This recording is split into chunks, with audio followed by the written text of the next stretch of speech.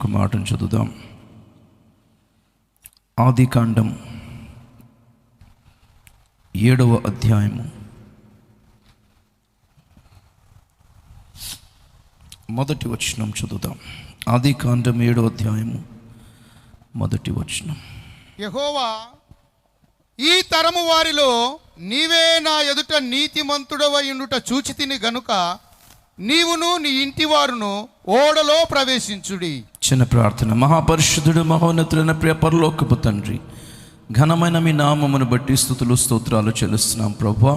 మరొకసారి ప్రభువా, ఈ చక్కటి దినమును మా జీవితంలో ప్రభువా జోడింప చేసి జత చేసి మాకు ఇచ్చినందుకు వందనాలు. ఈ సాయంకాల ఆరాధనను బట్టి స్తుతిస్తున్నాము నాయన. ఈ సమయం ముందు ఈ సమయానంతటినీ ప్రభువా మీకు అప్పగిస్తున్నాను. పరిశుద్ధాత్మ దేవ, మా మధ్యలోనికి దిగిరమ్మని అడుగుతున్నాము నాయన. మీ వాక్శక్తిని విడుదల చేయండి. మీ వాక్యముల తట్టు మా మనోనేత్రాలు తెరవ చేయండి నాయన. మీ మహిమ గల రాకడకై మేము సిద్ధపడినట్లుగా మాతో మాట్లాడి మీరు మహిమ పొందుమని యేసు పరిశుద్ధ నామములో బ్రతిమాలి అడిగి వేడుకుంటున్నాము తండ్రి, ఆమేన్. దేవునికి స్తోత్రం. హల్లెలూయా. ఈ భయంకరమైన దినాలలో, ఈ భయంకరమైన దుర్దినాలలో యేసు క్రీస్తు యొక్క రాకడ మనకి గొప్ప నిరీక్షణ కలుగు చేస్తుంది.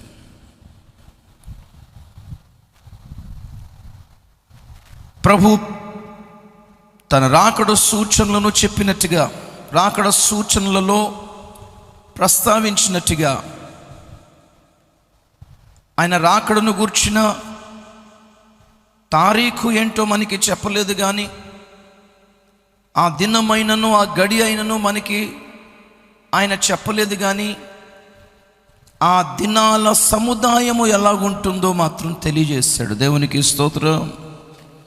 అది ఏ దినమో ఎగ్జాక్ట్గా చెప్పలేదు, కానీ ఆ దినాలు ఏంటో చెప్పాడు. దినాలు ప్లూరల్. హల్లెలూయా.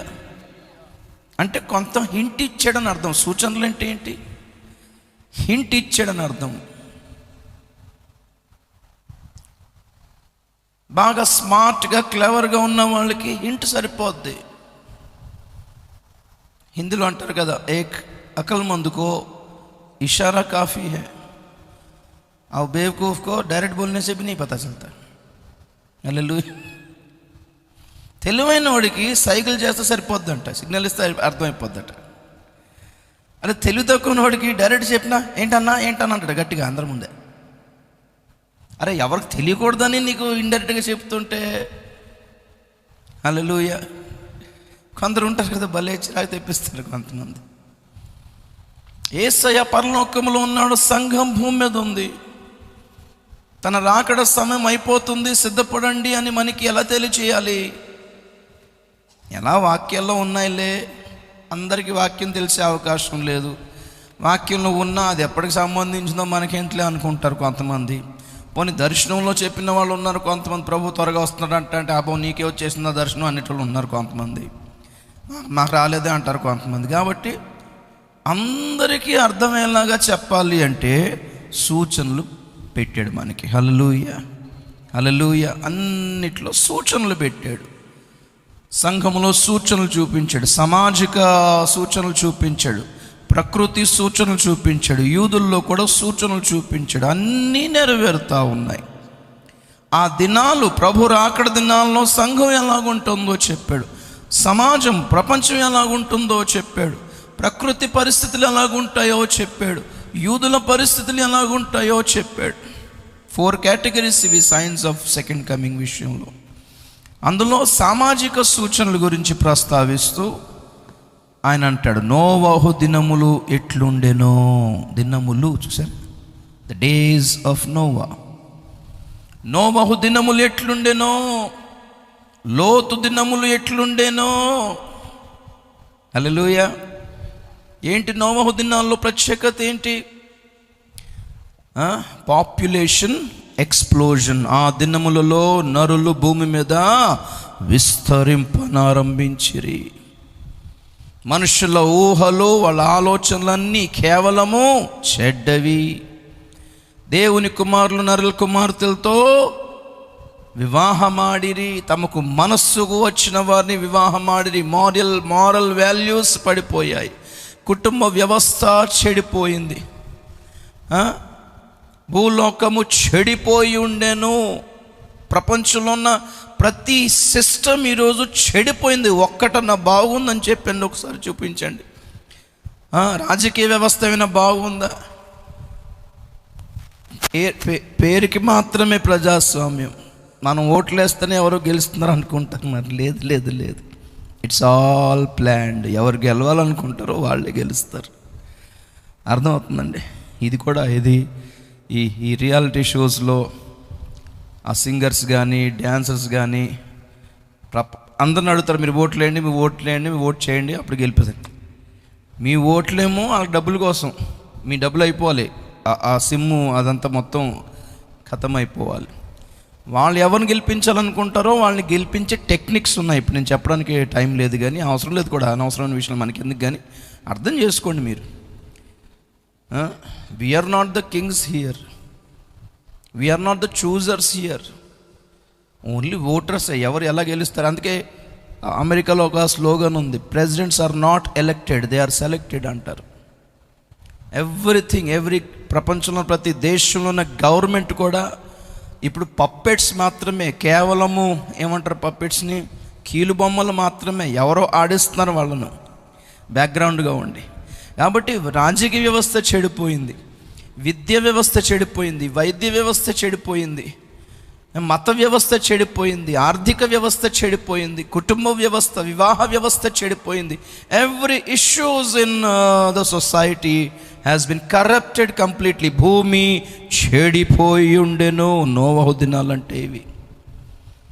ఇక సొదొమ లోతు దినాల గురించి మాట్లాడితే ఇదే మాట అంటాడు, జనులు తినుచు త్రాగుచు పెళ్ళాడుచు పెళ్ళికి ఇవ్వబడుచు మాత్రమే కాకుండా కొనుచు అమ్ముచు నారు నాటుచు ఇల్లు కట్టుచు నుందురు అని కొంచెం ఎక్స్ట్రా యాడ్ చేశాడు. Completely business minded, commercial minded. కొనుచు అమ్ముచు కదా, స్టాక్ మార్కెట్స్, షేర్ మార్కెట్స్, ఎక్కడ చూసినా దీనికి గొడవే కదా. దీనివల్ల రాబోతుంది ఆర్థిక మాంద్యం, మహా సంక్షోభం రాబోతుంది, ఎకానమిక్ క్రైసిస్ రాబోతుంది. ఎందుకు ఈ ధరలు పెరుగుతున్నాయి? ప్రతి దానికి ఉత్తిని ఎందుకు పెరుగుతున్నాయి? To bring, it's all programmed to bring economic crisis అన్నమాట. టాపిక్ ఇది కూడా కాదు, ఇవన్నీ జనరల్ విషయాలు. కొంచెం బేస్ ప్రిపేర్ చేస్తున్నాను, గ్రౌండ్ ప్రిపరేషన్ అనమాట. నోవహు దినాలు ఎలా ఉంటాయని ప్రభు చెప్పాడో, లోతు దినాలు ఎలా ఉంటాయో చెప్పాడో, అలాగా ఈ రోజుల్లో జరుగుతున్నాయని చెప్తున్నాను నేను. ఇళ్ళు కట్టుచుండి, ఎక్కడ చూసినా కన్స్ట్రక్షన్ ఫీల్డ్, ఎక్కడ చూసినా రియల్ ఎస్టేట్ ఫీల్డ్, ఎక్కడ చూసినా బిల్డింగ్ కన్స్ట్రక్షన్సే, ఎక్కడ చూసినా పెద్ద మాఫియా, పెద్ద బిజినెస్ అయిపోయింది, ల్యాండ్స్ అండ్ బిల్డింగ్స్. అండ్ నారు నాటుచు అంటాడు. చదివారా లూకాసు వార్త 17వ అధ్యాయంలోని విషయాలు ఇవన్నీ కూడా? 28 నుండి లూకాసు వార్త 17:28 నుండి. లోతు దినములలో జరిగినట్టును జరుగును, జనులు తినుచు త్రాగుచు కొనుచు అమ్ముచు నారు నాటుచు ఇండ్లు కట్టుచు నుండిరి. అయితే లోతు సొదొమ విడిచిపోయిన దినమున ఆకాశం నుండి అగ్ని గంధకములు కురిసి వారినందరినీ నాశనము చేసెను. చాలు, దేవునికి స్తోత్రం చెప్పండి గట్టిగా ఒకసారి. లోతు అండ్ నోవహు మనకు కలిగి చేసే హోప్ ఏంటంటే, యూ కెన్ స్టిల్ ఎస్కేప్, మీరు తప్పించుకోగలరు. స్తోత్రం చెప్పండి గట్టిగా ఒకసారి, గట్టిగా హల్లెలూయా. ఏం చేయొచ్చు? తప్పించుకోగలరు, ఎస్కేప్ చేయొచ్చు. బచ్ సక్తే హై అభి, you can escape. Just keenly observe and follow the instructions. Praise the Lord. నారు నాటడం అంటే ఏంటి? ఎక్కడ చూసినా ఇది చూడండి, వేడి, గ్లోబల్ వార్మింగ్ పెరిగిపోతుంది, సునామీలు పెరిగిపోతున్నాయి, విపరీతమైన వర్షాలు, క్లైమేట్ చేంజ్. దేనివల్ల అంటే due to lack of forest అన్ని కట్ చేసేసి సిటీస్ తయారు చేస్తున్నారు. చెట్లు లేవు కాబట్టి ఎక్కడ చూసినా ఇప్పుడు ఒక పెద్ద ప్లాన్ ఏంటంటే చెట్లు నాటే కార్యక్రమాలు. చెట్లు నాటడం. Plastic bag free zone. మనం కాయగూరలు పట్టుకెళ్ళే ప్లాస్టిక్ బ్యాగులు మాత్రమే బ్యాన్. ప్లాస్టిక్ బాటిల్స్, హాస్పిటల్లో ప్లాస్టిక్ బ్యాగుల్లో బ్లడ్, ప్లాస్టిక్ బాటిల్స్లో సెలైన్, ఇవి నడుస్తాయి. మన క్యారీ బ్యాగ్ మాత్రమే మానాలి. ఇది ప్రపంచం. సిగరెట్ మానక్కర్లేదు, మందు మానక్కర్లేదు, వ్యభిచారం మానక్కర్లేదు, ఈ మానక్కర్లేదు, ఈ బూత్ సినిమాలు మానక్కర్లేదు, ప్లాస్టిక్ బ్యాగులు మాత్రమే మానేస్తే బతికిపోతారట. చూడండి, అది ప్రపంచ సిస్టమ్ ఇది. సో అన్ని విధాలుగా చెడిపోయింది అని చెప్తున్నాను. ఇవి నోవహు దినాలు. ఎవరు తప్పించుకుంటారు అనేది పాయింట్ ఇక్కడ. ఎవరు తప్పించుకుంటారు? దేవుడు నోవహుతో మాట్లాడుతున్నాడు. స్తోత్రం చెప్పండి గట్టి ఒకసారి. హల్లెలూయా. ఏమంటున్నాడు ఇక్కడ? యెహోవా, ఈ తరము వారిలో నీవే నా ఎదుట నీతిమంతుడవై ఉండుట చూచితిని. దేవునికి స్తోత్రం. గనక నీవును నీ ఇంటి వారును ఓడలో ప్రవేశించుడి. an escape plan. be the part of an escape plan. దేవుడు తప్పించే ఉపాయములో ఒక భాగస్తులుగా చేరండి ప్రియులారా. The people who can escape, there is 100% chances for you to escape the coming wrath of God, the coming judgment of God, the coming destruction upon the whole world. ప్రపంచ వ్యాప్తముగా రాబోతున్న మహానాశనమును తప్పించుకునే అపాయములో ఉపాయమును కలుగు చేయు దేవుడు. స్తోత్రం చెప్పండి గట్టి ఒకసారి. తప్పించుకుంటారు ఖచ్చితంగా. ప్రభు చెప్తున్నాడు లూకాసు వార్త 21:35-36 కూడా ఇదే మాట మీరు చూడండి. లూకాసు వార్త 21:35-36. ఆ దినము భూమి అందంతట నివసించు వారందరి మీదికి అకస్మాత్తుగా వచ్చును. కాబట్టి మీరు జరగబో వీటినెల్లా తప్పించుకొని మనుష్య కుమారుని ఎదుట నిలబడుటకు శక్తి గలవారగునట్లు ఎల్లప్పుడూ ప్రార్థన చేయుచు మెలకువగా ఉండుడని చెప్పాను. స్తోత్రం చెప్తాం గట్టిగా ఒకసారి, గట్టిగా హల్లెలూయా. భూమి అందంతట నివసించు వారందరి మీదికి, అంతటా అందరూ. ఈ పాయింట్ అసలు విస్మరించొద్దు. ఏదో ఒక పాట నాశనం అవుద్ది, ఇంకో పాట బాగానే ఉంటుందని కాదు ఇక్కడ పాయింట్. ఇక్కడ అక్కడక్కడ కరువులు అన్నాడని, అక్కడక్కడ భూకంపాలని, ఏదో ఒక ప్లేస్ సేఫ్ జోన్గా ఉంటుందని మీరు అనుకునేరు. There is no such a safe zone on earth.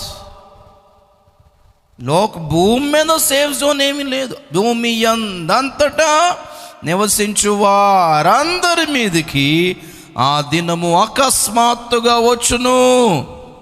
అయితే here is the good news, you can still escape. కాబట్టి జరగబోవు వీటినెల్లను మీరు తప్పించుకోగలరు. ఎలాగా? నాశనమును ఎదుర్కోవద్దు అంటే యేసును ఎదుర్కోవడానికి రెడీ అయిపోండి. స్తోత్రం చెప్పండి గట్టి ఒకసారి. చాలా సింపుల్ ఆప్షన్ ఇచ్చాడు ఇక్కడ.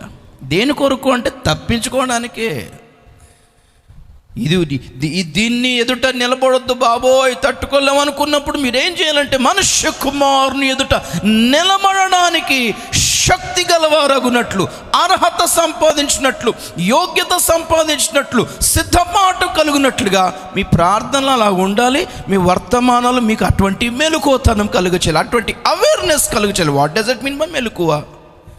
అవేర్నెస్ కదా, అలర్ట్నెస్ కదా. హల్లెలూయా. ఎవరు తప్పించుకోలేరు? 34వ వచనంలో ఉంటాడు అక్కడ, 21:34 లూక్. మీ హృదయములు ఒకవేళ తిండి వలనను మత్తు వలనను ఐక విచారముల వలనను మందముగా ఉన్నందున ఆ దినము అకస్మాత్తుగా మీ మీదికి ఉరి వచ్చినట్టు రాకుండా మీ విషయమై మీరే జాగ్రత్తగా ఉండుడి. చాలు. ఆ దినము, ఆ నాశన దినము, ఆ భయంకరమైన దినము, తీర్పుల దినము, ఉగ్రత దినము ఎలా రాబోతుంది ప్రపంచ ప్రజల మీదకి? అకస్మాత్తుగా వస్తుంది, ఊరిలా రాబోతుంది. అందులో పడితే బయటపడడం ఇంపాసిబుల్ అన్నమాట. అర్థమైందా? ఉక్రెయిన్ యుద్ధం స్టార్ట్ అవ్వకముందు నెల రోజుల నుండి అమెరికా తమ ప్రజలను పిలిచేసుకుంది. వచ్చేయండి అబ్బాయి అని తన మిలిటరీ వాళ్ళని పిలిచేసుకుంది. ఆఫ్ఘనిస్తాన్ కూడా సేమ్. 1-2 నెలల ముందు నుంచి అమెరికా ఏం చేసింది? స్లోగా చెవిలో సర్దేసి వచ్చింది. అరే చూస్తున్నా కూడా గమనించకపోతే ఎలాగా మ్యాటరు? అమ్మే మాకు పర్లేదండి, మాకు గవర్నమెంట్ మేము బాగానే ఉంటుంది, ఏం కాదన్నారండి అన్న తర్వాత కుయ్యో మొర్రు అనుకొని మమ్మల్ని పట్టించుకోవట్లేదు గవర్నమెంట్, మమ్మల్ని పట్టించుకోవట్లేదు, మేము ఎట్లా ఇండియా పోవాలి, మాకైనా బస్సు ఏర్పాటు చేయండి, మాకైనా ఫ్లైట్.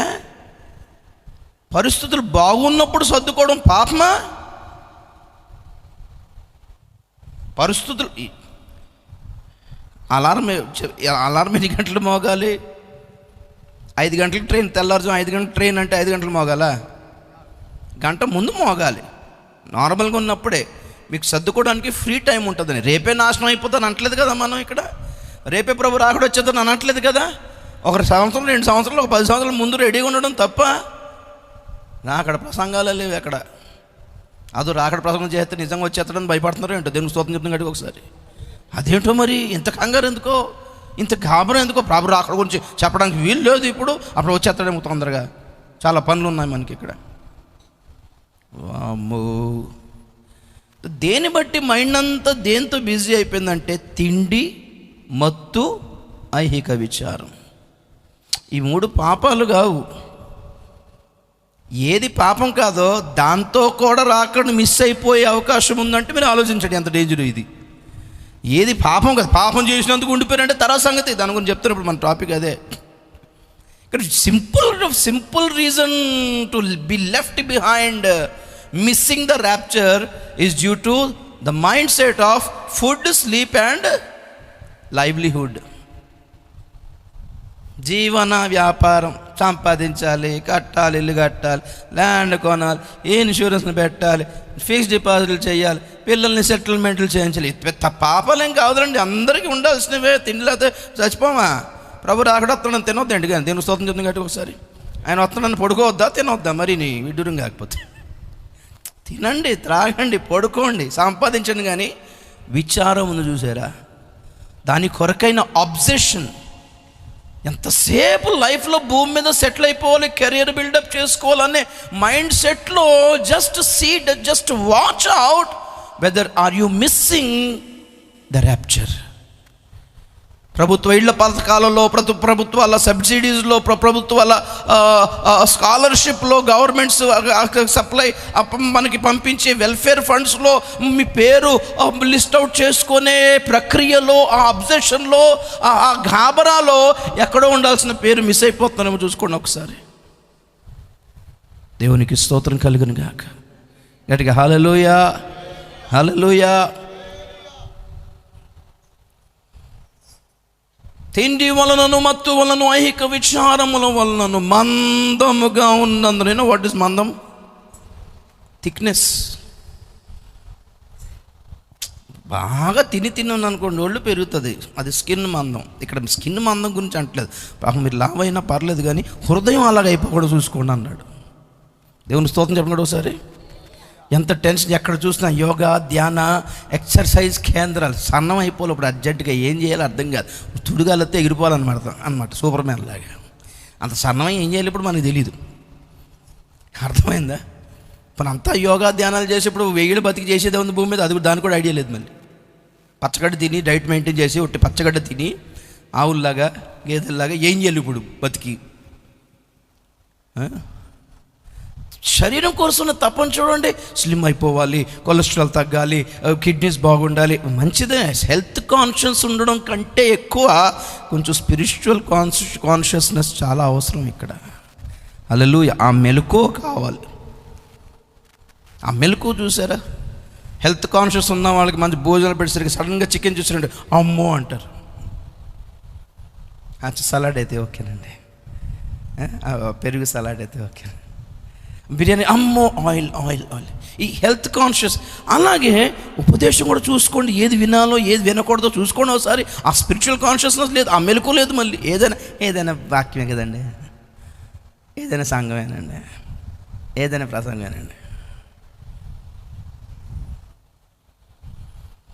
మందముగా ఉన్నందున,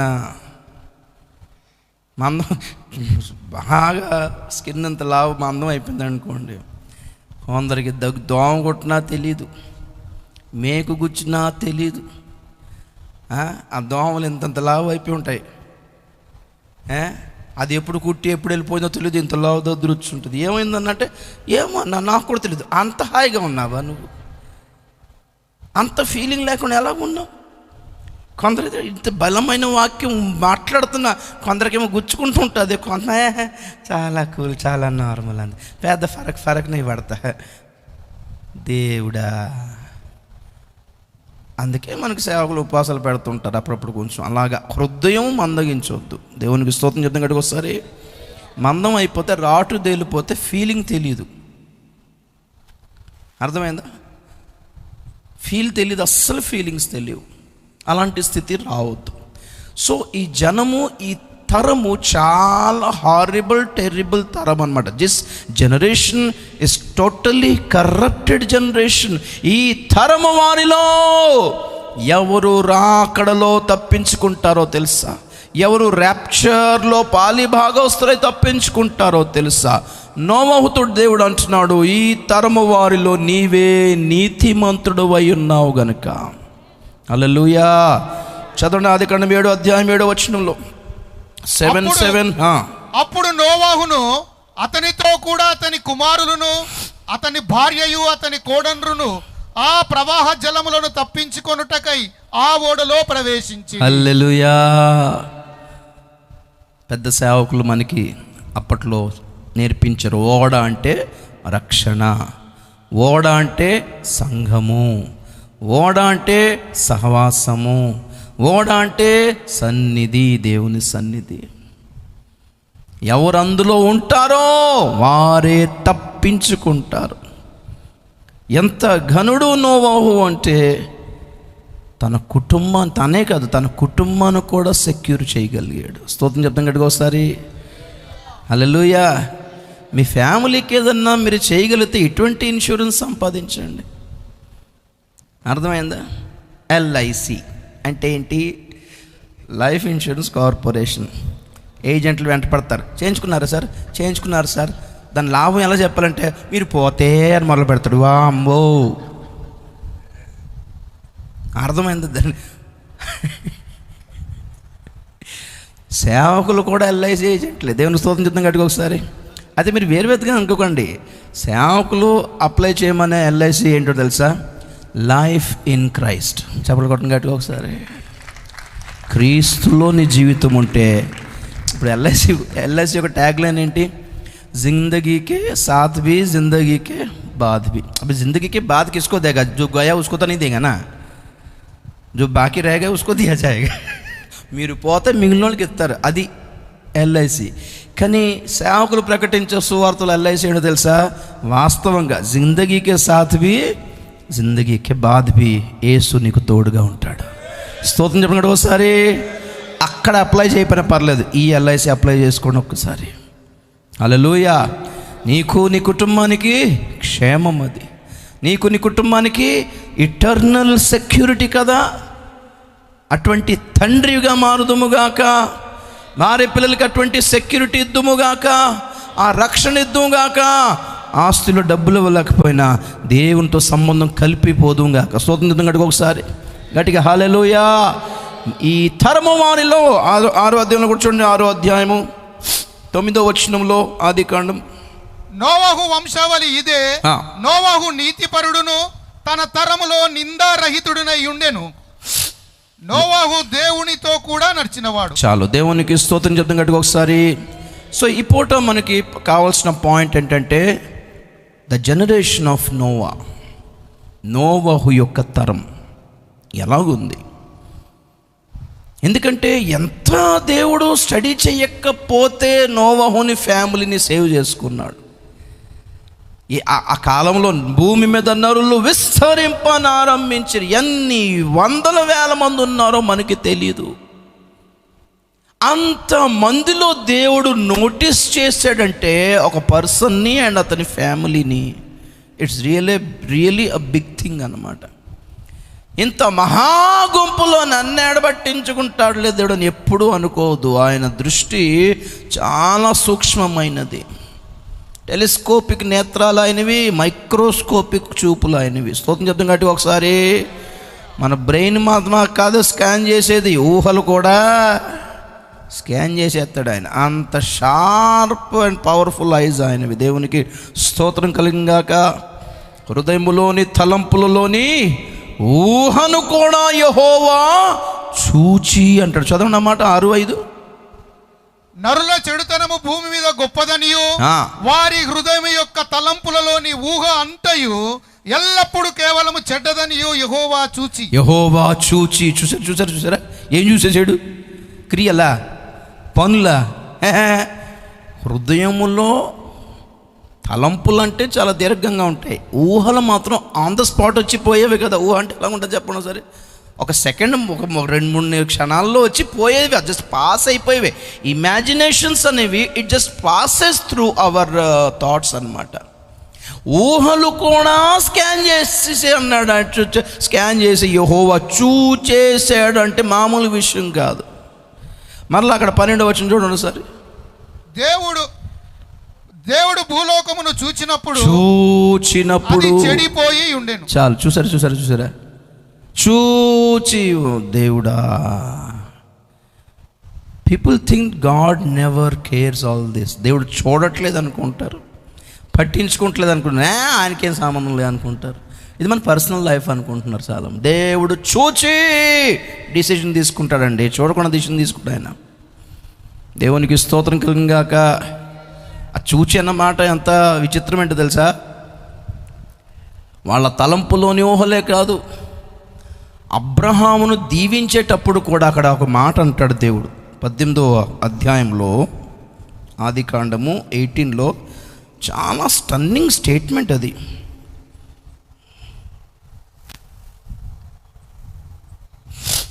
18వ అధ్యాయము 19 చదవండి సరే. ఎట్లనగా 18-19 చదవండి. ఎట్లనగా 18వ అధ్యాయం 18వ వచనం నుండి.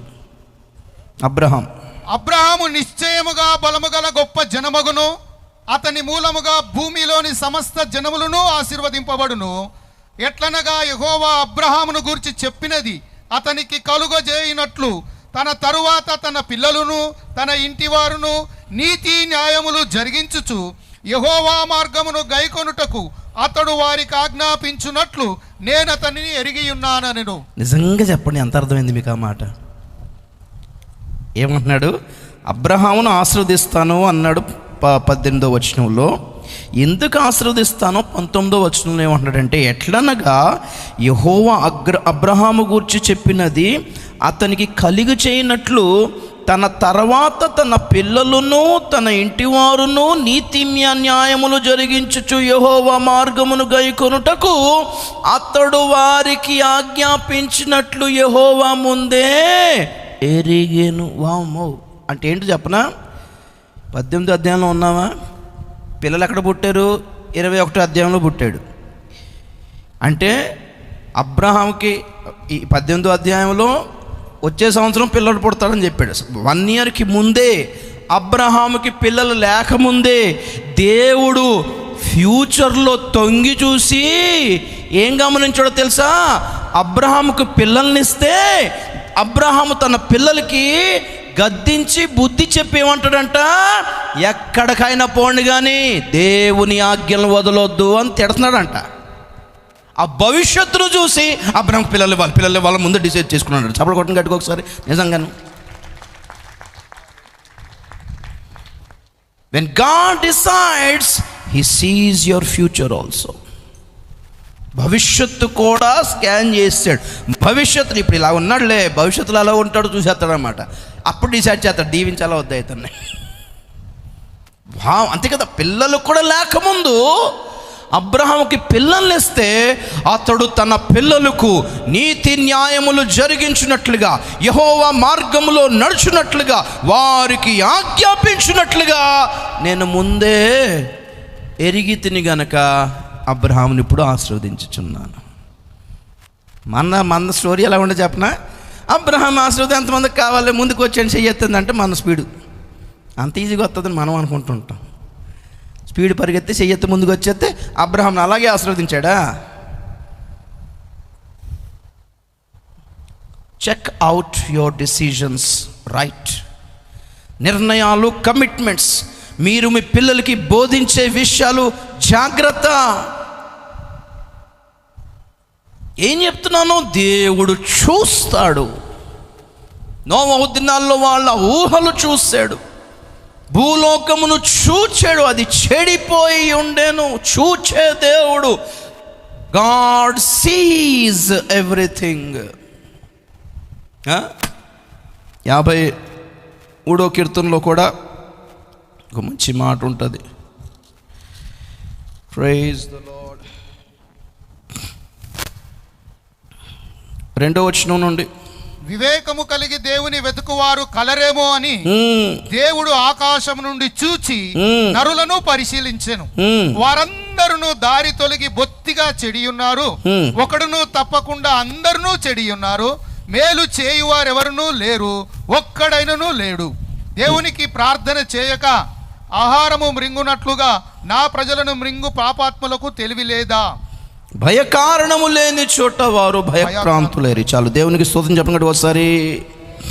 వివేకము కలిగి దేవుని వెతుకే వాళ్ళు ఎవరైనా కలరేమో అని దేవుడు ఆకాశము నుండి చూచి పరిశీలన చేస్తున్నాడు అంటండి. God is scanning all the world. మీ జీవితాలు, నా జీవితాలు కూడా. దేవుని వెతికే మనసుందా?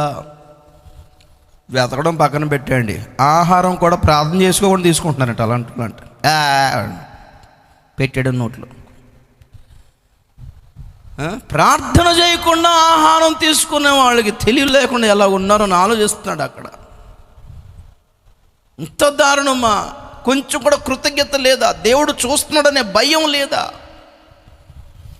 ఎక్కడ భయపడాలో అక్కడ భయపడట్లేదు, ఎక్కడ భయపడక్కర్లేదు అక్కడ భయపడి వణికి చచ్చిపోతున్నారంట ఒక పక్కన. ఇది నోవహుతో చెప్తున్న మాట.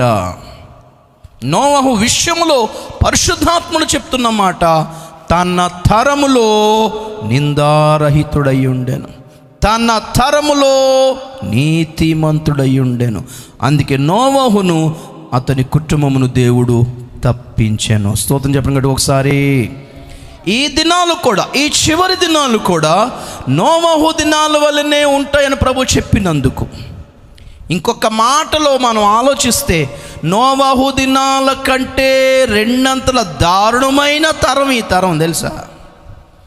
ఎందుకంటే నోవహు దినాలలోని పాపులను ఆయన జల ప్రళయముతో శిక్షించాడు, కానీ ఈ తరాన్ని ఎలా శిక్షిస్తాడు? ఎలాగా? అగ్ని. ఆ మునుపున్న లోకము నీటి ప్రవాహములో నశించను, కానీ ఇప్పుడున్న ఈ తరము, ఈ లోకము అగ్నితో నాశనము కాబోతుంది. 2వ పేతురు పత్రిక 3వ అధ్యాయము 7వ వచనం. అయితే ఇప్పుడున్న ఆకాశమును 6-7 చదవండి. 3వ అధ్యాయం 6. ఆ నీళ్ల వలన అప్పుడున్న లోకము నీటి వరదలో మునిగి నశించెను. అయితే ఇప్పుడున్న ఆకాశమును భూమియు భక్తిహీనుల తీర్పును నాశనమును జరుగు దినము వరకు అగ్ని కొరకు నిలువ చేయబడినవై అదే వాక్యము వలన భద్రము చేయబడి ఉన్నది. 10వ వచనం కూడా చదువుదాం. అయితే ప్రభు దినము దొంగ వచ్చినట్లు వచ్చును.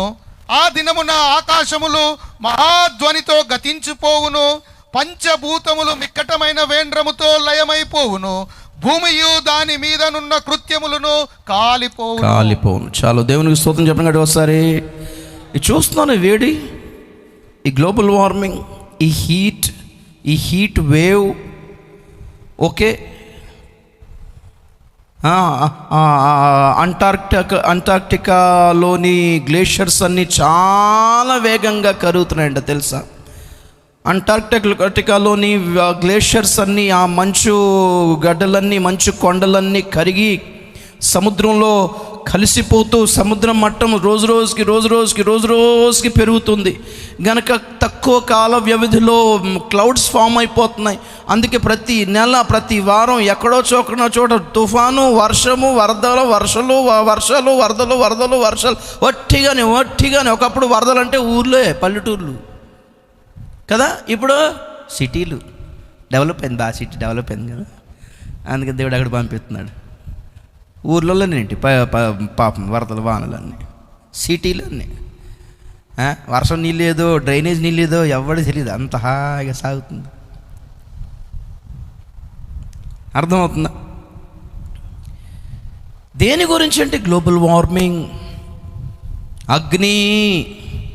చదువుదాం ఆ మాట. అపోస్తుల కార్యములు 2వ అధ్యాయం, అపోస్తులు 2వ అధ్యాయం 17 నుండి. అంత్య దినముల్లో నా ఆత్మను కుమ్మరిస్తారనే ప్రవచనంలో చాలా కీలకమైన ఇన్ఫర్మేషన్ ఇచ్చాడు. చదవండి. అంత్య దినముల యందు నేను మనుషులందరి మీద నా ఆత్మను కుమ్మరించేదను, మీ కుమారులను మీ కుమార్తెలను ప్రవచించెదరు, మీ యవ్వనులకు దర్శనములు కలుగును, మీ వృద్ధులు కలలు కందురు.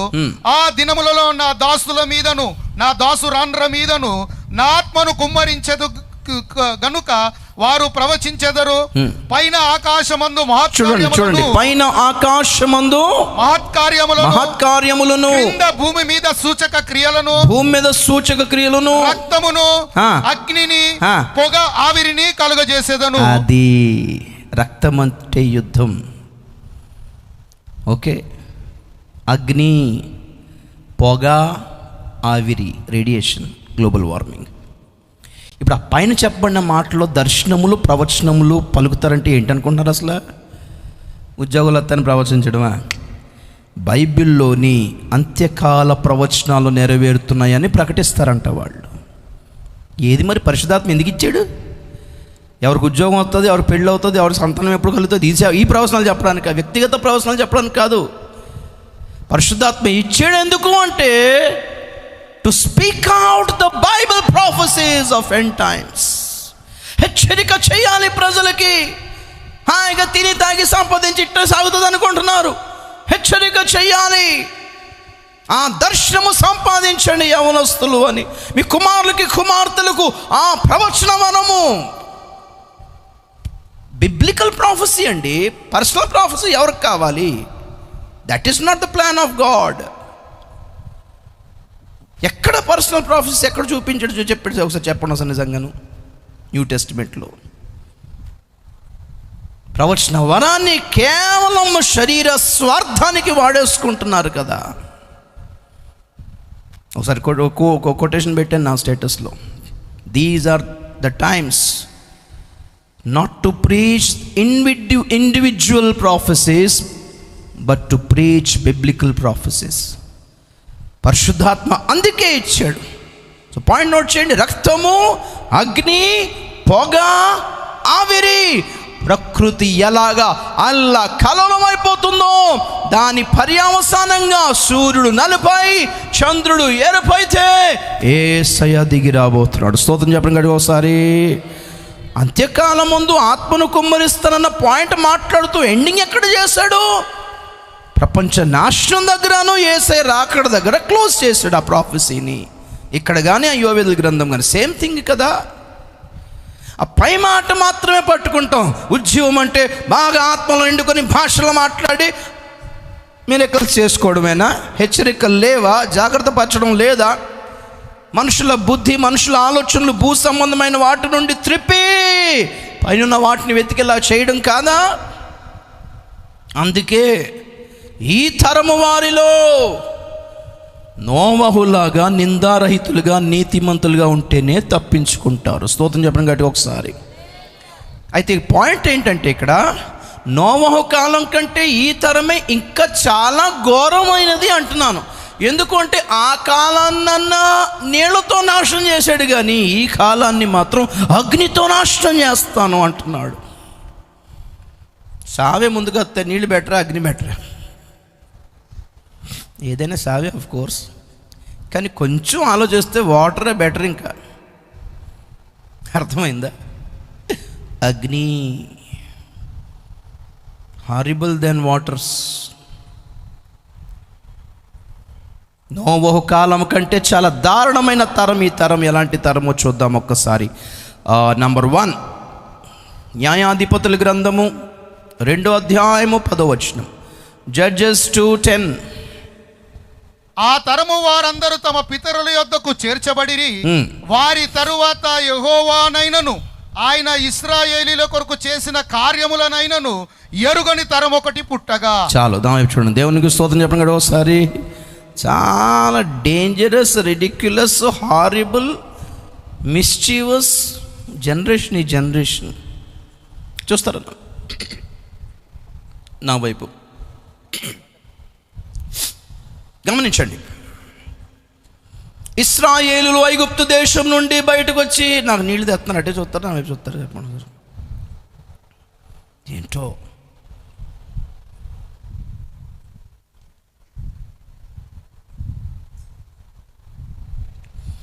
ఇశ్రాయేలీయులు ఐగుప్తు దేశం నుండి బయటపడి 40 సంవత్సరాలు అరణ్య యాత్ర చేస్తుండగా దేవుడు గొప్ప అద్భుతాలు చేశాడు. అరణ్య యాత్ర అని పేరుకి అన్నారు కానీ తెలుగు బైబిల్లో, కానీ అది అరణ్యం కాదు.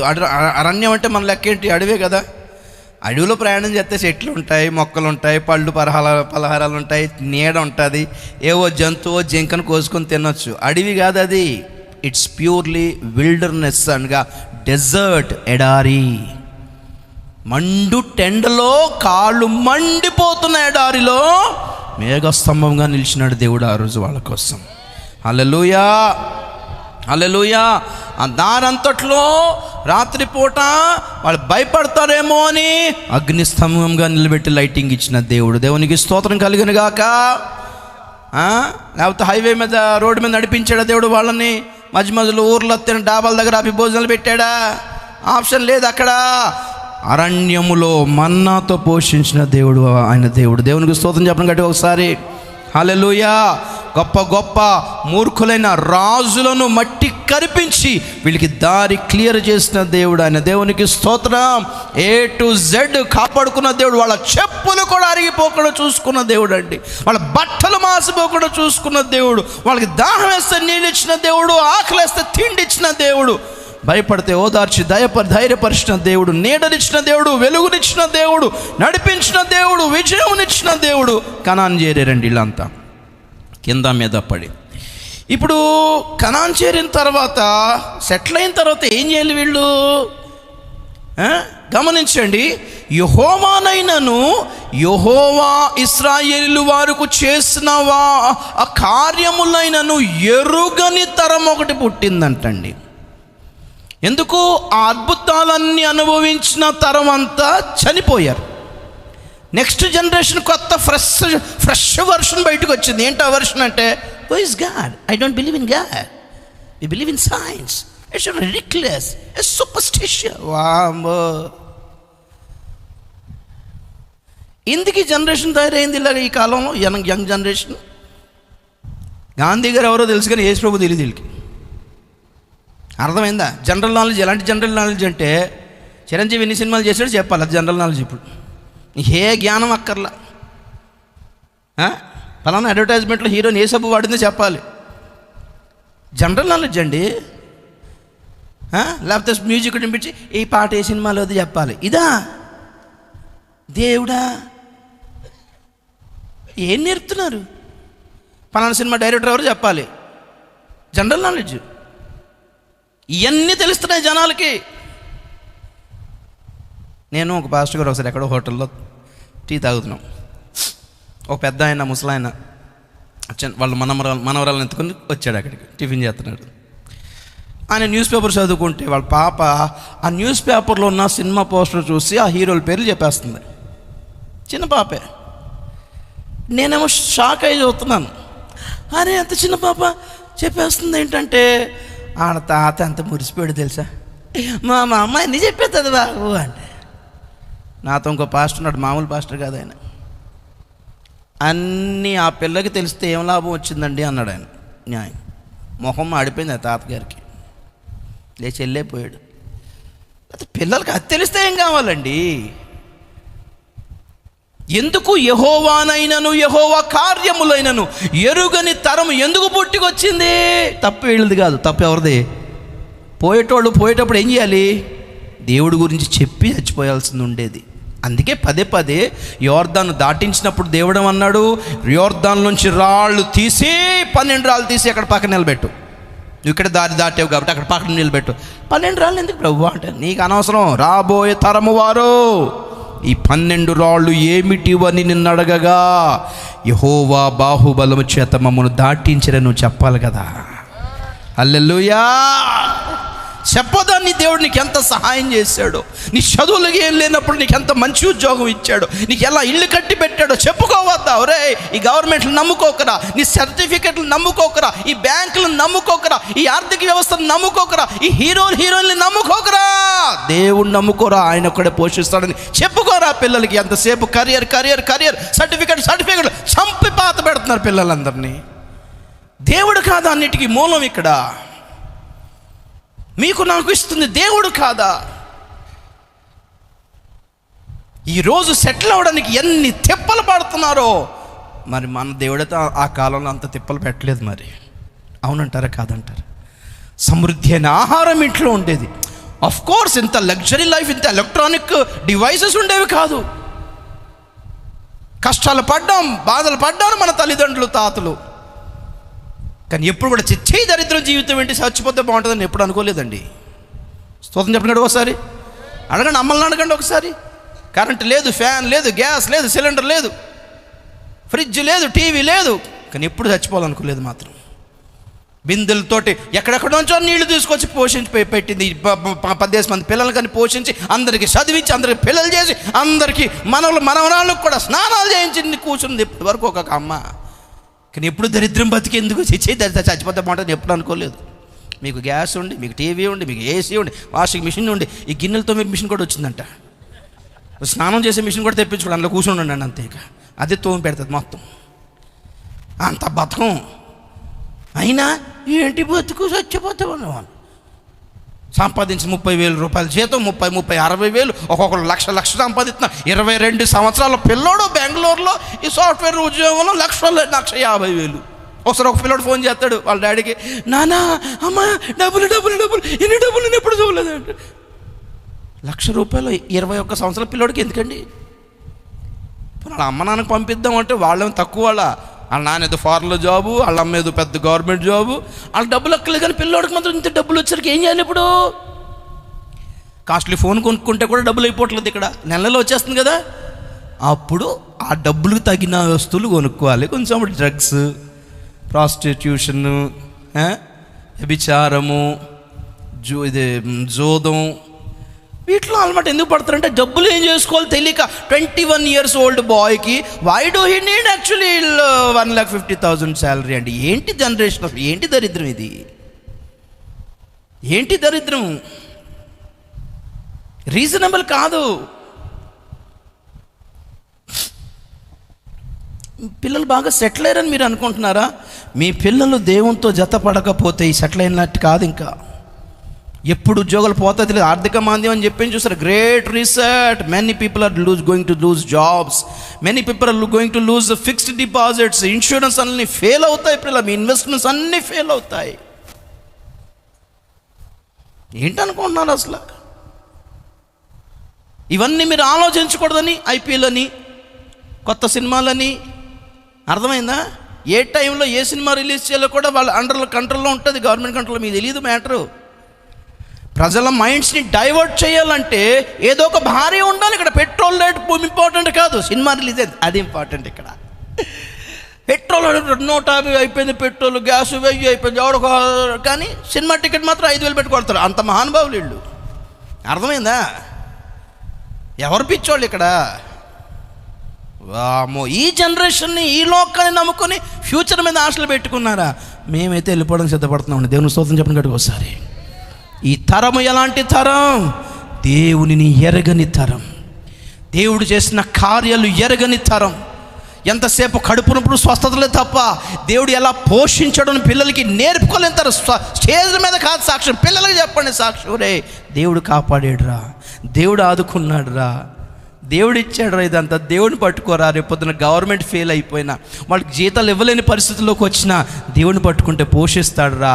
ఏలియాను మాత్రమే కాదు, వాళ్ళని వీళ్ళని మాత్రమే కాదు, 5 రొట్టెలు 5,000 మంది పంచడమే కాదు, మమ్మల్ని కూడా పోషించిన దేవుడురా ఆయన. చెప్పుకోవద్దా పిల్లలకి? ఏం జనరేషన్లో ఈ తరము వారిలో నీ పిల్లలకు దేవుని గురించి తెలకపోతే రాకళ్ళు ఎత్తపడడం కష్టం. చూసుకోండి మరొకసారి. అందుకే మొక్కై వంగనది మరానై వంగదు, రానయ్యే వరకు చూడొద్దు, వంచేయండి పిల్లల్ని. ఎక్కడ వంచాలో వాళ్ళని అక్కడ వంచేయండి, ఎక్కడ తగ్గించాలో అక్కడ తగ్గించుకునేలా చూసుకోండి.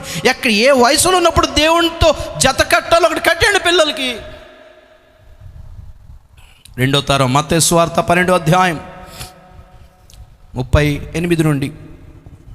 మత్తయి సువార్త 12వ అధ్యాయం 38, 39. అప్పుడు శాస్త్రులలోను పరిసయ్యులలోను కొందరు, బోధకుడా, నీ వలన ఒక సూచక క్రియ చూడగోరుచున్నామని ఆయనతో చెప్పగా ఆయన ఇట్లా, నేను వ్యభిచారులైన చెడ్డ తరము వారు సూచక క్రియను అడుగుచున్నారు. చాలు, దేవునికి స్తోత్రం చెప్పండి ఒకసారి. సూచక క్రియలు అడుగుతున్నారు శాస్త్రులు పరిసయ్యులు, కొన్ని అద్భుతాలు అడుగుతున్నారు, మిరాకిల్స్ అడుగుతున్నారు. అద్భుతాలు కావాలనుకోవడం తప్పేం కాదు, కానీ ప్రభు చాలా ఘోరమైన స్టేట్మెంట్ ఇక్కడ ఇచ్చాడు. ఏంటి అంటే, ఎవరు అడుగుతారంటే అద్భుతాలు? వ్యభిచారులైన చెడ్డ తరము వారు సూచక క్రియలు అడుగుచున్నారంట. ఓకే, దానికి 2 అర్థాలు ఉన్నాయి. ఫస్ట్ అర్థం మనకి ఈజీగా అర్థమయ్యే అర్థం ఏంటంటే, generation of lust and sexual immorality. ఈ దినాలు ఎంత దరిద్రమో తెలుసా? ఎక్కడ చూసినా పోర్న్ ఉందండి, ఎక్కడ చూసినా అశ్లీలత, ఎక్కడ చూసినా సెక్షువల్ యాక్టివిటీస్, లస్ట్, ఓకే, లైంగిక అపవిత్రత, లైంగిక ఆకర్షణ. చాలా విడ్డూరం, చాలా విచిత్రం ఏంటంటే, మా చిన్న వయసులో ఈ విషయాలు మాకు తెలియదు, కానీ ఈ కాలం పిల్లలకి ఈ విషయాలు తెలుసు. They know everything. దేని బట్టి చెప్పనా, మీరు కార్టూన్స్ చూడరు కానీ తెలియకపోవచ్చు, పెద్ద చూసేవాళ్ళైనా పెద్దగా గమనించబడి, కార్టూన్స్లో కూడా చాలా అశ్లీలమైన విషయాలు ఉంటాయి. అవి పెద్దలకు అర్థం కాదు. ఈ సినిమాలు కానీ, సీరియల్స్ కానీ, కార్టూన్స్ కానీ, ఇవి తయారు చేసి వీటిని షూట్ చేసి రిలీజ్ చేసే ముందు దానికి పూజ చేస్తారు. మీకు తెలుసో తెలీదో? పూజ చేయడమే కాకుండా మంత్రిస్తారు. ఎలాంటి మంత్రం ఉంటుందంటే దాంట్లో, అది ఒక్కసారి మీరు చూస్తే మరలా చూడాలనిపించే దెయ్యం పట్టుకుంటుంది అది. ఎందుకంటే వాళ్ళకి డబ్బులు రావాలంటే వ్యూస్ ఎక్కువ పడాలి, ఎక్కువ డిమాండ్ రావాలి, దానికి మరలా అది చూడాలనిపించాలి. ఇప్పుడు ఏ వస్తువు అయినా సరే, ఇది ఎలక్ట్రానిక్ వస్తువులు ఏదైనా సరే, ఎంత బ్రాండెడ్ అయినా లాస్టింగ్ చేయవు. ఎందుకు? 6 నెలలకైనా పోవాల్సిందే. ఎందుకు అంటే మరలా కొనాలి, వాళ్ళు బతకొద్దా. సేమ్ మెడికల్ డిపార్ట్మెంట్ అని, ఎప్పుడైనా మీ ఆరోగ్యం మిమ్మల్ని పూర్తిగా ఆరోగ్యవంతులుగా చేయరు. బిజినెస్ నాట మందులు వాడాలా లేదా? మరలా సింపుల్గా అండి, పెదాలు పగిలిపోతే పెట్రోలియం జెల్లీ, వ్యాజ్లిన్ వాడతాం. దాంట్లో ఒక కెమికల్ ఎలాంటిది వేస్తారంటే, అది రాసుకున్న 5 నిమిషాలకి మరలా రాసుకోవాలి. అది అర్థమైందా? ఒక 10 నిమిషాలు బాగానే ఉంటుంది, మరలా అది ఆరిపోయి ఆ కెమికల్ ఏం చేస్తారంటే మరలా ఎండ కొడుతుంది. దాన్ని మీరేం చేస్తారు? పూస్తూనే ఉంటారు, కొంటూనే ఉంటారు. అన్నిట్లో ఎటువంటి బిజినెస్ టాక్టిక్స్ అంటే ఇది, మాటికి మీరు కొంటూనే ఉండాలి, వాటిని మాటికి మీరు దాంతో సావాలన్నమాట. ఎవ్రీథింగ్ ఇస్ రిలేటెడ్ అనమాట దీంతో. సినిమాలైనా, సీరియళ్ళైనా, కార్టూన్స్ అయినా ఎలా తయారు చేశారంటే, వాటిలో ఉన్న విషయాల్లో కూడా సెక్సువల్ యాక్టివిటీస్ ఉంటాయి. అండ్ ఎటువంటి స్పెల్ ఉంటుందంటే, ఎటువంటి మంత్రం ఉందంటే, ఒక్కసారి చూస్తే మరలా చూడాలనిపించే ఆశ. రిపీట్ టెలికాస్ట్, రిపీటెడ్ వ్యూస్ ఒట్టిగానే వచ్చేస్తాయా? 70,000 వ్యూస్, 50 లక్షల వ్యూస్ ఒట్టిగానే వచ్చేస్తాయా? ఎంటర్టైన్మెంట్ ఫీల్డ్ చాలా దారుణం ప్రియులారా. ఒక కుటుంబం అంతా, అమ్మ, నాన్న, తల్లి, కూతురు కలిసి చూడలేము టీవీ. అలాంటి జనరేషన్, ఈ జనరేషన్ కలిసి కూర్చొని చూడలేరు అండి. ఎంత దరిద్రమైన ఆకర్షణలో పడిపోయారో తెలుసా ఈ జనరేషన్. మీరు, నేను, మన పిల్లలు ఈ విషయంలో నిందారహితులైతేనే దేవుడు ఓడలో కూర్చోపెట్టి తప్పిస్తాడు. స్తోత్రం చెప్పండి ఒకసారి గట్టిగా హల్లెలూయా. రెండోది, వ్యభిచారులైన చెడ్డతరం ఎందుకన్నాడంటే, బైబిల్ ప్రకారంగా వ్యభిచారం అంటే లోక స్నేహము. యాకోబు పత్రిక 4వ అధ్యాయం 4వ వచనం చదవండి ఒకసారి. వ్యభిచారిణులారా, ఈ లోక స్నేహము దేవునితో వైరమని మీరు ఎరుగరా? కాబట్టి ఎవడు ఈ లోకముతో స్నేహము చెయ్యగోరునో వాడు దేవునికి శత్రువగును. చాలు. లోక ప్రీతి ఎక్కువైపోయింది జనాలకి, లోక ఆకర్షణ ఎక్కువైపోయింది, లోకం పట్ల ఎక్కువ అబ్జెషన్ అయిపోయింది. దేవుడు లోకాన్ని ప్రేమించాడు కాబట్టి మనం కూడా ప్రేమించాలనే వచనాలు చేసి చూపిస్తారండి. ఏంటనుకున్నారు అసలు? దేవుడు లోకాన్ని ప్రేమించాడు, సో మనం ఏం చేయాలి? మనం కూడా ప్రేమించాలా? 1 యోహాను 2:15. 1 యోహాను 2:15. ఈ లోకమునైనను లోకములో ఉన్న వాటినైనను ప్రేమింపకుడి. ఎవడైనను లోకమును ప్రేమించిన ఎడల తండ్రి ప్రేమ వానిలో నుండదు. 5:19 చదవండి. అదే 1 యోహాను. మనము దేవుని సంబంధులమనియు లోకమంతయు దుష్టుని యందున్నదనియు ఎరుగుదుము. చాలు. లోక స్నేహము, లోక ఆకర్షణ. చూడండి ఒకసారి, స్తోత్రం చెప్పండి ఒకసారి. రక్షణ అంటే ఏంటో తెలుసా? పాపభూయిష్టమైన లోకములో నుండి బయటపడడం కూడా రక్షణే. ఎప్పుడు రక్షణ వస్తుంది? అసలు మారు మనసుకి, బాప్తీసానికి, పరిశుద్ధాత్మకి, రక్షణకి సంబంధం ఏంటి? ఈ 3 ఉంటేనే రక్షణ అండి. యాక్చువల్లీ మారు మనసు పొందాలి, బాప్తీసం తీసుకోవాలి, పరిశుద్ధాత్మ పొందుకోవాలి కదా. ఈ 3 ఎందుకన్నాడంటే 4వ పాయింట్ ఒకటి ఉంది. అపోస్తుల బోధలో ఇంచుమించు 7 నుంచి 16 పాయింట్స్ ఉంటాయి. ఈ మొదటి పాయింట్లో మారుమనసు పొందాలి ప్రతి ఒక్కరు, 2వది నీళ్ళలో బాప్తిజం తీసుకోవాలి, 3వది పరిశుద్ధాత్మ పొందుకోవాలి. ఈ 3 వ్యాలిడ్ అయితే 4వది కరెక్ట్గా జరుగుతుంది. ఏంటో తెలుసా? 4 అపోస్తుల కార్యములు 2వ అధ్యాయము 38వ వచనం 40వ వచనం చదువుతాం. అపోస్తుల కార్యము 2:38-40. పేతురు, మీరు మారు మనస్సు పొంది పాప క్షమాపణ నిమిత్తము ప్రతివాడు యేసుక్రీస్తు నామమున బాప్తిస్మము పొందుడి, అప్పుడు మీరు పరిశుద్ధాత్మను వరము పొందుదురు. 40. ఇంకను అనేక విధములైన మాటలతో సాక్ష్యమిచ్చి మీరు మూర్ఖులకు ఈ తరము వారికి వేరై రక్షణ పొందుడని వారిని హెచ్చరించారు. చాలు. దేవునికి స్తోత్రం చెప్పండి ఒకసారి. ఎప్పుడు రక్షణ? మారుమనసు పొందినప్పుడు రక్షణ అని కూడా అనలేదు అక్కడ. బాప్తిజం తీసుకున్న తర్వాత కూడా రక్షణ అనలేదు పేతురు అక్కడ. పరిశుద్ధాత్మ పొందిన తర్వాత కూడా రక్షణ అనలేదు. ఈ 3 తీసుకున్న తర్వాత మీరు ఈ మూర్ఖులకు ఈ తరము వారికి వేరైతేనే రక్షణ అన్నాడు. అంటే నిజంగా మీరు మారుమనసు పొందుంటే లోకానికి వేరవుతారు. నిజంగా మీరు పొందింది బాప్తిజం కరెక్టే అయితే మీరు లోకానికి వేరైపోతారు. నిజంగా మీరు పొందుకుంది పరిశుద్ధాత్మే అయితే మిమ్మల్ని లోకంలో కలిసిపోనివ్వడు. ప్రియులారా, అర్థమైందా? ఈ 3 కరెక్ట్ అయితే, వ్యాలిడ్ అయితే, మన జీవితంలో చెల్లేదే అయితే, చెల్లుబాటు అయ్యేదే అయితే, you will never mingle up with the world. లోకంతో, లౌకికత్వంతో కలిసిపోరు, లోకానికి వేరవుతారు. ఈ తరము వారికి వేరైతేనే రక్షణ. ప్రియులారా, రక్షించబడతారు. లేకపోతే ఆ రక్షణ శాంక్షన్ అవ్వలేదు. ఇంకా వేరయ్యే గుంపే. ఎక్లీషియా అంటే ఏంటి? సంఘానికి గ్రీకులో ఎక్లీషియా అని పేరు. చర్చ్ అంటాం ఇంగ్లీష్లో, తెలుగులో సంఘం అంటాం, ఒరియాలో మండలి అంటాం. కానీ హిందీలో మంచి వర్డ్ కలీసియా. కలీసియా గ్రీక్ వర్డే. ఎక్లీషియా. ఎక్లీషియా అంటే సింపుల్గా చెప్పాలంటే కాల్డ్ అవుట్, బయటికి పిలువబడినవాడు. ఎందులో నుండి? లోకములో నుండి బయటికి రమ్మని పిలువబడినవాడు. 2వ కొరింథీ పత్రిక 6వ అధ్యాయం 18వ వచనం. 2 కొరింథీ 6:18 నుండి. దేవుని ఆలయమునకు విగ్రహముతో ఏమి పొందిక మనము జీవము గల దేవుని ఆలయమై ఉన్నాము. అందుకు దేవుడు ఇలాగూ సెలవిచ్చుచున్నాడు, నేను వారిలో నివసించి సంచరింతును, నేను వారి దేవుడనయ్యుందును, వారు నా ప్రజలయ్యుందురు. కావున మీరు వారి మధ్య నుండి బయలువెడలి ప్రత్యేకముగా ఉండండి. అపవిత్రమైన దానిని ముట్టకండి అని ప్రభు చెప్పుచున్నాడు. నేను మిమ్మును చేర్చుకొందును, అలాగైతే నేను మిమ్మల్ని చేర్చుకుంటాను. చాలు చాలు చాలు. అక్కడ 7 ఆశీర్వాదాలు ఉన్నాయి, 3 షరతులు ఉన్నాయి. నావి చూస్తారా? మీరు వారిలో నుండి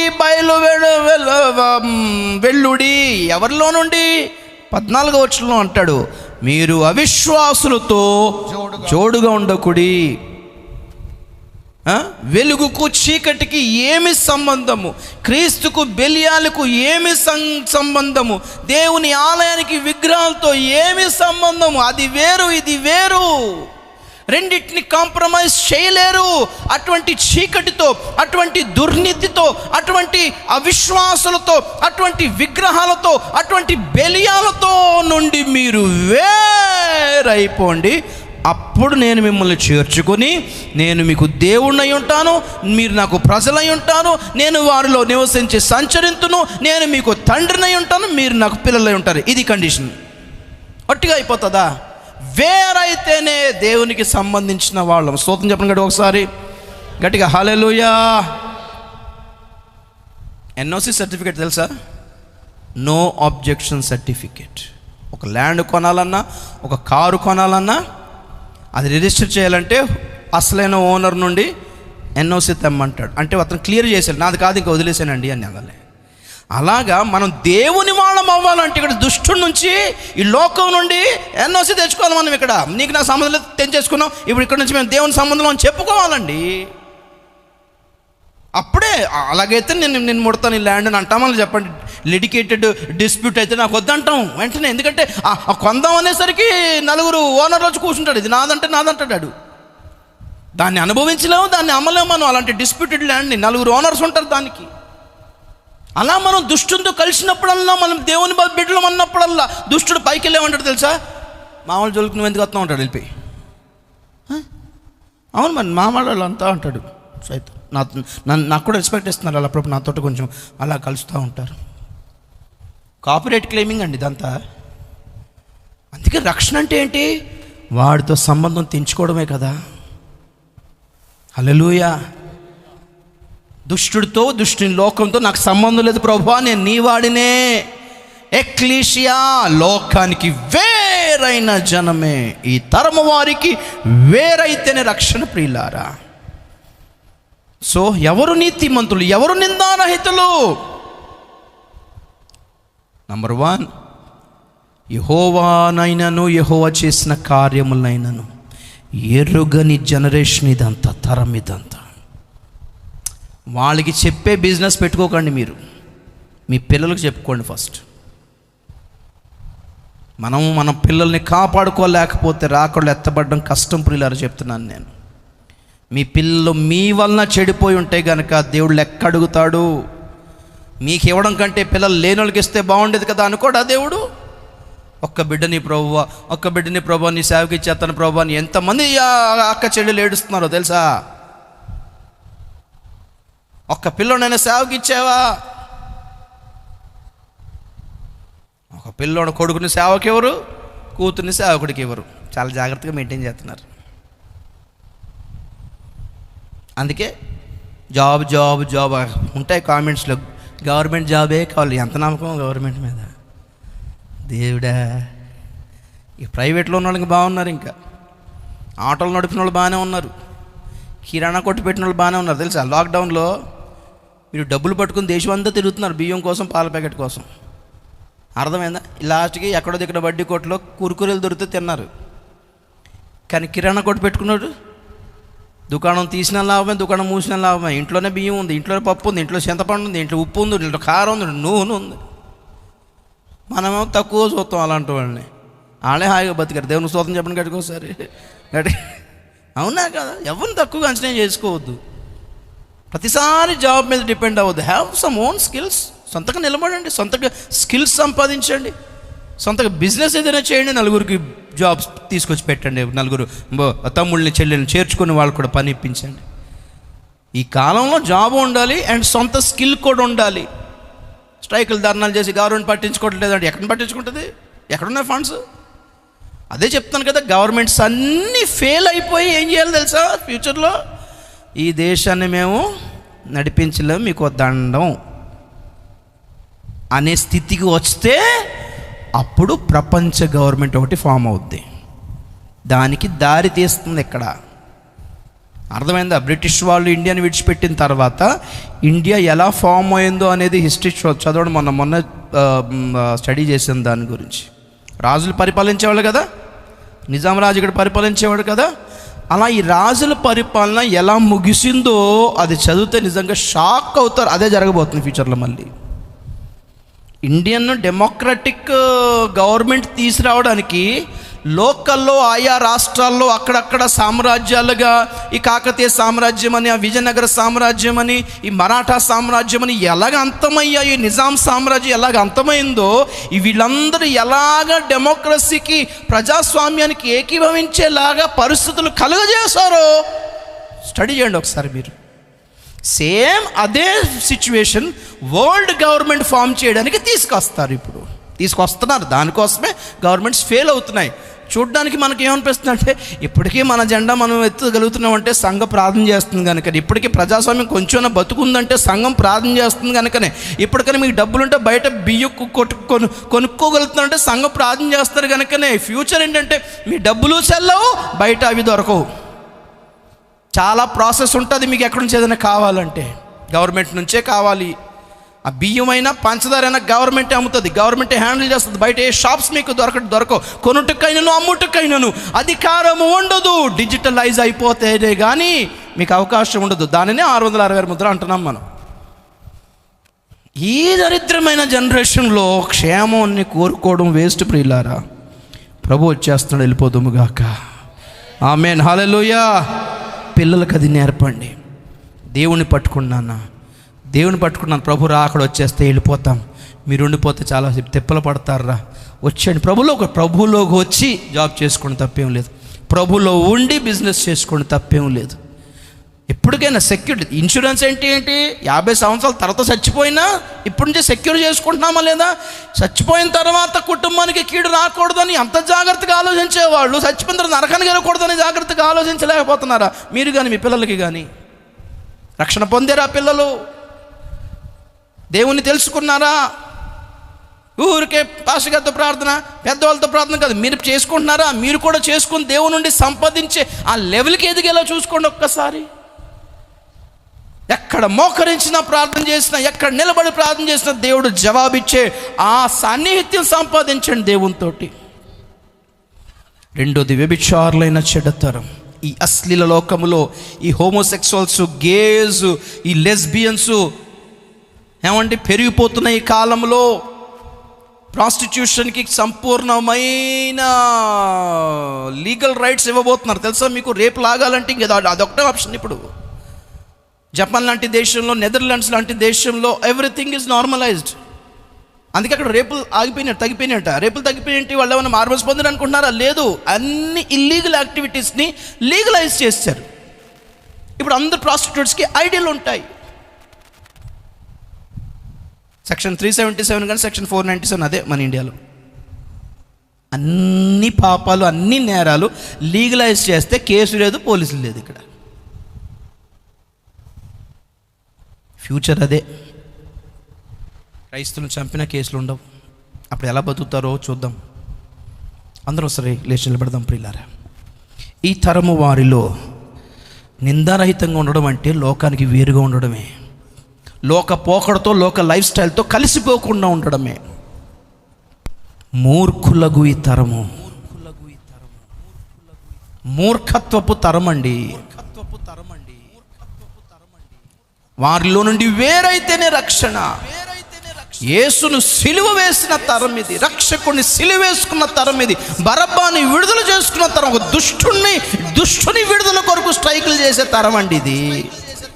సేవకుల్ని, క్రైస్తువులు కొడుతుంటే ఎవరు ముందుకు రాలేదు. కానీ ఒక దొంగ బాబాని జైల్లో పెడితే మాత్రం భయంకరంగా గొడవలు పెట్టారు. హర్యానా, పంజాబ్లో ఆ మధ్య తన ఆశ్రమంలో ఎంతమంది ఆడపిల్లలు రేప్ చేశాడంట. ఆయన జైల్లో పెడితే ఎంత గొడవ. అటువంటి దుష్టులకైనా సపోర్ట్ చేస్తున్నారు. కానీ యేసయ్య పక్షంగా ఉండే వాళ్ళ కోసం ఏ సపోర్టు లేదు ఈ కాలంలో. ఇప్పుడే కాదు, అప్పట్లో కూడా అంతే. దుష్ట తరం అన్నాడు అటువంటి తరాన్ని యేసయ్య. మత్తయి 17:17లో విశ్వాసం లేని మూర్ఖతరం. ఎక్కడ విశ్వాసం ఉండదో మూర్ఖత్వం ఎక్కువ ఉంటుంది. దేవుని మీద ఆధారపడడం తెలుసుకోలేకపోతున్నారు. దేవునిలో నిలబడడం తెలుసుకోలేకపోతున్నారు. విశ్వాసం అంటే దేవుని నుండి సంపాదించడమే అనుకుంటున్నారు. కానీ హేబేలు విశ్వాసము వలన దేవునికి శ్రేష్టమైనది అర్పించాడంటండి. ఏదా విశ్వాసము? సంపాదించడమే విశ్వాసమా? ఇచ్చుకోవడం విశ్వాసం కాదా? సమర్పించుకోవడం విశ్వాసం కాదా? చాలా రాంగ్ కాన్సెప్ట్ మాత్రమే. కేవలం ప్రైమరీ టీచింగ్ మాత్రమే నేర్చుకున్నారు. ఏబిసిడీలు తప్ప ఏం తెలియవు బైబిల్లో. విశ్వాసం కలవారమై ఉందుముగాక, పరిశుద్ధంగా ఉందుముగాక, నీతిమంతులుగా ఉందుముగాక, నిందారహితులుగా ఉందుముగాక, మనము మన పిల్లల్ని కాపాడుకుందుముగాక, మనము మన పిల్లలకి దేవుని గురించి తెలియజేద్దుముగాక. ఏ మనిషి నమ్మదగిన వాడు కాడు, మనుషులు నమ్ముట కంటే యెహోవాను ఆశ్రయించడం మేలని మన వాళ్ళకి చెప్పుకుందుముగాక. స్తోత్రము నాయన, స్తోత్రము నాయన. మనుషులను నమ్ముట కంటే నిన్ను ఆశ్రయించుట మేలు. నా సర్వము నీవని, నా స్వాస్థ్యము నీవని, నాకు ఉన్నదంతయు నీవేనని, నా ప్రాణమంతయు నీవేనని, నాకు గ్లోరీ నీవేనని, నా ప్రాణమంతయు నీవేనని, నీ కొరకే వేచియున్నాను నా ప్రియ యేసువా, నీ కొరకే వేచియున్నాను నా ప్రియ యేసువా. ఆకాశమందు నీవు తప్ప నాకెవరు ఉన్నారయ్యా, ఆపత్కాలములో నా సహాయం నీవే యేసయ్యా. ఆకాశమందు నీవు తప్ప నాకెవరు ఉన్నారయ్యా, ఆపత్కాలములో నా సహాయం నీవే యేసయ్యా. మనుషులను నమ్ముట కంటే నిన్ను ఆశ్రయించుట మేలు. మనుషులను నమ్ముట కంటే నిన్ను ఆశ్రయించుట మేలు. నా సర్వము నీవని, నా స్వాస్థ్యము నీవని, నా సర్వము నీవని, నా స్వాస్థ్యము నీవని, నాకు ఉన్నదంతయు నీవేనని, నా ప్రాణమంతయు నీవేనని, నాకు అందరూ చెప్తాం. నీవేనని, నా ప్రాణమంతయు నీవేనని, నీ కొరకే వేచియున్నాను నా ప్రియ యేసువా, నీ కొరకే వేచియున్నాను నా ప్రియ యేసువా. అనాది కాలములోనే నన్ను ఏర్పరచుకున్నావు, నీ ప్రాణ త్యాగము చేసి నన్ను రక్షించుకున్నావు. అనాది కాలములోనే నన్ను ఏర్పరచుకున్నావు, నీ ప్రాణ త్యాగము చేసి నన్ను రక్షించుకున్నావు.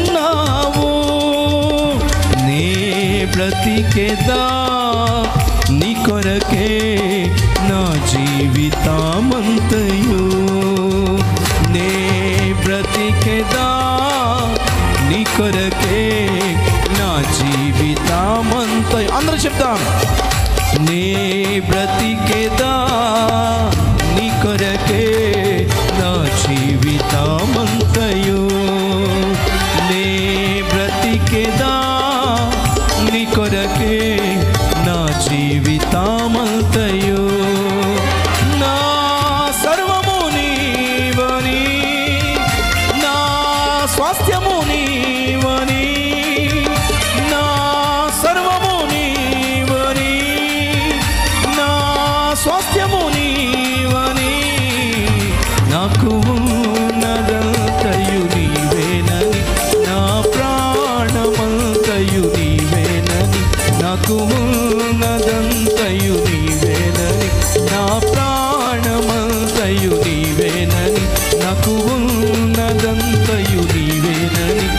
ప్రాణమంతయు నీవేనని నాకు ఉన్నద. నీ కొరకే జీవిస్తాను ప్రభు, నీ కొరకే వేచి ఉన్నాము నాయన, నీకే అంకితము నాయన. హల్లెలూయా. స్తుతించండి స్తుతించండి మనసారా మనసారా.